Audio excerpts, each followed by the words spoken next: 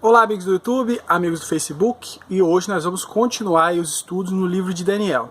Os estudos tiveram um tempo aí parado pela dificuldade que eu tenho aí de estudar para poder trazer um estudo de qualidade para vocês. Lembrando que todo estudo do livro de Daniel tem a playlist lá, tem um áudio de 30 minutos. Aqui é um resumo que eu faço bem rápido, mas tem o estudo, vai ter o link na descrição do vídeo, você clica e vai ouvir 30 minutos de áudio aí bem explicadinho, tá? Aqui é só um resumo. E realmente eu parei por algum tempo, mais de um mês, sem gravar estudos em Daniel. Nós estamos dando capítulo por capítulo até o fim. Vai ter o estudo completo do livro. Parei porque realmente é uma grande dificuldade e gera muito tempo, horas de estudo, para poder trazer um estudo de qualidade. Então eu quero pedir para você que está me assistindo, deixa o seu like embaixo. Não trabalho por like, mas eu quero saber, é o termômetro para eu poder medir o quanto vocês estão gostando. E quanto mais vocês gostam, quanto mais like vocês dão, mais me incentiva a continuar os estudos em Daniel e deixar outros assuntos de lado. Então deixa o seu like. E se você está passando aí de bobeira no meu canal, te peço, se inscreve no canal, tem mais de 70 vídeos de estudo bíblico com qualidade, como você vai ver agora. No capítulo 7 do livro de Daniel, ele tem uma visão muito importante, e é dessa visão que nós vamos falar. Vou ler os versículos 1 a 3 para contextualizar, para que você saiba sobre o que nós estamos falando. No primeiro ano, versículos 1 a 3. No primeiro ano do rei Belsazar, rei da Babilônia, teve Daniel um sonho e as visões da sua cabeça quando estava na sua cama. Escreveu logo o sonho e relatou a suma das coisas. Falou Daniel: eu estava olhando na minha visão da noite, e eis que os 4 ventos do céu agitavam o mar grande, e os 4 animais grandes, diferentes um do outro, subiam do mar. Então ele teve uma visão. Ele teve uma visão de um mar grande agitado pelos 4 ventos dos céus. Na linguagem bíblica profética, mar ele representa povos, nações, principalmente nações estrangeiras, nações que não fazem parte de Israel como nós, os gentios. Diz que esse mar estava agitado. Essa agitação, ela representa a ganância do homem por poder, por dominação, por controle mundial, né? Então aqui fala da agitação dos povos, os povos agitados, os ventos representam guerras no mundo, e agitação, aquele mar bravio pelo poder, né? E desse mar ele vê saindo 4 animais grandes diferentes um do outro. Então esses 4 animais são 4 impérios que nós vamos falar aqui, certo? E no áudio aí vai ter bem explicadinho para você. É importante lembrar do estudo que nós fizemos no capítulo 2. Se você clicar aqui, você vai saber, vai ouvir aí o vídeo, ver o vídeo aí do estudo do capítulo 2 bem explicadinho. O capítulo 2 ele trata da estátua do sonho do rei Nabucodonosor, a grande estátua. E nessa estátua, ela era formada por 4 materiais diferentes. Era uma grande estátua frondosa, e a cabeça era de ouro, o peito e os braços de prata, o ventre e as coxas de bronze, e os pés de ferro, as canelas e os pés de ferro, em parte de barro também. Então elas representavam 4 impérios. Esses 4 animais aqui representam os mesmos impérios. Só que lá, Nabucodonosor viu uma grande estátua bonita, né? Aqui é detalhado aí a personalidade desses impérios e a atuação deles. O primeiro animal, ele era como leão, e ele tinha asas de águia. A Babilônia, o símbolo da Babilônia, até hoje a arqueologia comprova que era representada por um leão. Então, o primeiro animal representa a cabeça de ouro, representa o reino, o império babilônio, nas mãos aí de Nabucodonosor, e diz que era como um leão. Realmente, o leão ele é um animal aí dominador e representa reino, né? O leão representa reino, e foi o maior de todos os impérios, o que mais reinou, o mais governável, foi o melhor império, né? Fala que tinha asas de águias, enquanto olhavam foram arrancadas. No estudo anterior do capítulo 6, nós vemos que Belsazar, ele foi tirado do trono quando ele zombou aí dos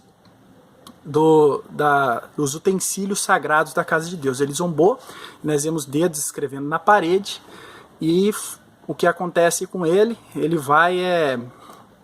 o seu reino foi tomado pelo Império Medo-Persa. Então por isso que essas asas foram arrancadas.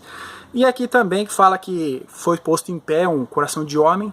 Lembra aí da história de Nabucodonosor, que ele se transforma num animal por um tempo, come capim, fica no sereno e depois ele volta, a personalidade dele volta a ser um rei de novo. Vou deixar aí o link para você ver esse estudo. Tá tudo lá na playlist Apocalipse, vou deixar a playlist para você. Segundo animal fala que era semelhante a um urso e tinha 3 costelas na boca. O segundo animal representa os braços de prata e o peito de prata da estátua, representa aí o Império Medo-Persa, que é o que estava vigente nessa época que foi escrito isso aqui, por Daniel. Esse animal, ele é representado por um urso, né? Um urso meio, como se diz, um urso desajeitado, com uma pata levantada. Realmente foi desajeitado um pouco aí o Império Medo-Persa. Mas o urso, ele tem garras bastante fortes e dentes destruidores. E foi isso mesmo, foi um império bastante destruidor. Então, nós vemos na estátua uma coisa bonita, e aqui nós vemos aí a selvageria, a bestialidade desses impérios. Realmente eles foram assim. E todos, vale a pena lembrar, perseguiram Israel, perseguiram o povo de Deus. E fala que ele tinha 3 costelas entre seus dentes. São 3 nações que ele despedaçou. O terceiro animal, depois fala que olhando semelhante a um leopardo com 4 asas de ave. O terceiro animal representa aí o ventre e as coxas de bronze da estátua. Representa o Império Grego. E fala que é um leopardo com asas. O leopardo é um animal super rápido, que a gente já sabe. Com asas, dá mais impressão de velocidade. E realmente, Alexandre Magno, na sua época, conquistou aí o governo do controle mundial aí rapidamente. Foi muito rápido. E fala que ele tinha 4 cabeças.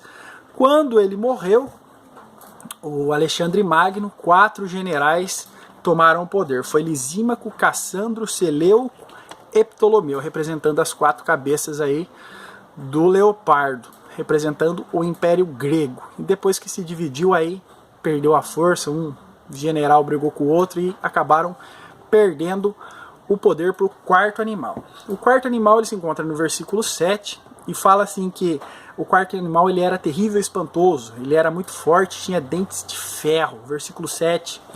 E esse animal não é explicado que tipo de animal é. Um parecia urso, outro parecia leopardo, outro parecia leão, mas esse aqui não dizem qual animal que é. Realmente é um império totalmente diferente dos outros. É representado na estátua pelas canelas de ferro e os pés de ferro e pés ferro e barro. Quer dizer, representa o Império Romano. Dentes de ferro, lembra do ferro da canela? E realmente dentes de ferro para despedaçar, para cortar, rasgar sua presa. E realmente esse foi aí a personalidade do Império. Nós vimos nos tempos de Jesus, quando Jesus nasceu, mataram as crianças até 5 anos, para que não viesse Salvador. Jesus foi protegido. Nós vimos aí Herodes, né, que matava, crucificava as pessoas. Então nós vemos que foi um império de dentes de ferro mesmo, né, devorador. E a descrição desse quarto animal fala que ele tinha, estando eu a considerar, no versículo 8, estando eu a considerar os chifres, eis que entre eles subiu outro chifre pequeno, diante do qual 3 dos primeiros chifres foram arrancados. Então fala que esse animal tinha 10 chifres. São 10 reinos, mas esses 10 reinos ainda não vieram. São coisas dos últimos tempos. E fala que desses 10 chifres, 10 reinos, 3 caíram e 1 se levantou. E fala que esse chifre havia olhos como os de homem e uma boca que falava grandes coisas.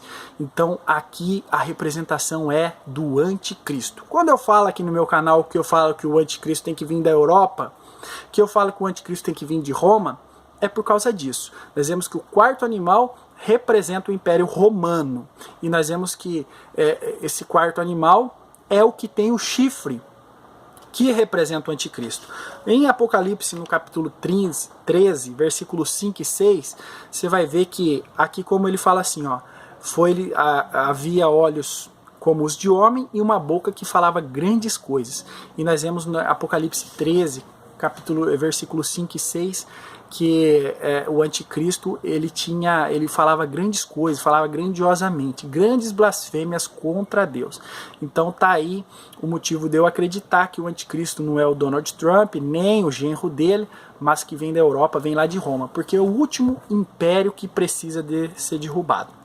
E na sétima leitura, dos versículos 9 a 14 do capítulo 7, nós vemos aí o ancião de dias. Nós fala que foram postos tronos e um ancião de dias se assentou e sua veste era branca e o seu trono era como chamas de fogo e as suas rodas de fogo ardente. Fala de Deus o Pai. Os impérios passaram, homens tiveram poder, Nabucodonosor, Ciro e Dário, Alexandre Magno, os Herodes tiveram o poder, controle mundial. Mas Deus continua no seu trono. Por mais importante, por mais poderosos que foram, Deus continua no seu trono. E fala que o trono de Deus tinha rodas de fogo. O trono já era também um carro de combate. Então quer dizer que Deus está no seu trono, ele nunca perde a sua majestade e ele vai combater e vai tomar o poder. E fala também, né, no versículo 13, olha aqui, ó, eu estava olhando as minhas visões da noite e eis que vinha nas nuvens do céu um como filho de homem.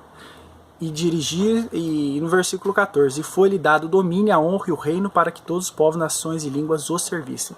E aqui nós vemos que, por mais poderosos e mais bestiais e selvagens que sejam esses impérios, nós vemos aqui que o filho do homem, né, aqui está falando, o filho do homem veio do céu, e aqui fala de Cristo, ele vem e toma o poder. Assim como também na visão da estátua, uma pedra vem e destrói toda a estátua.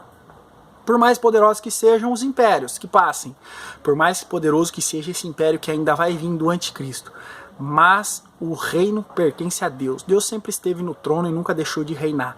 E Jesus Cristo, ele vem para destruir todos os 4 animais, destruir o reino do anticristo e formar o seu reino na terra. E no final aqui, versículo 18 e 19, para encerrar o vídeo, ó, mas os santos do Altíssimo receberão o reino e possuirão para todo sempre, de eternidade em eternidade. Então tive o desejo de conhecer sobre o outro animal. Então, dos versículos 21 até o 28, a descrição mais completa desse 4º animal, que é o Império Romano, você vai ter que assistir, clicar aí no link e ver, porque o vídeo já acabou. Mas nós vemos aí os impérios passaram, mas Deus continuou reinando, e quem vai reinar por último é Cristo, e Deus tem todo o poder. Por mais poderosos que sejam impérios, Deus continua reinando, e Cristo vai reinar. E aqui fala, né, que os santos reinarão com ele. Vale a pena você clicar aí e ouvir esse áudio de 30 minutos, bem explicado aí, sobre a história dos impérios. E essa é o capítulo 7 de Daniel. Semana que vem, se vocês me derem muitos likes aí, nós vamos estudar o capítulo 8. Vou deixar aqui no final do vídeo a playlist de Daniel para você acompanhar desde o capítulo 1. Obrigado.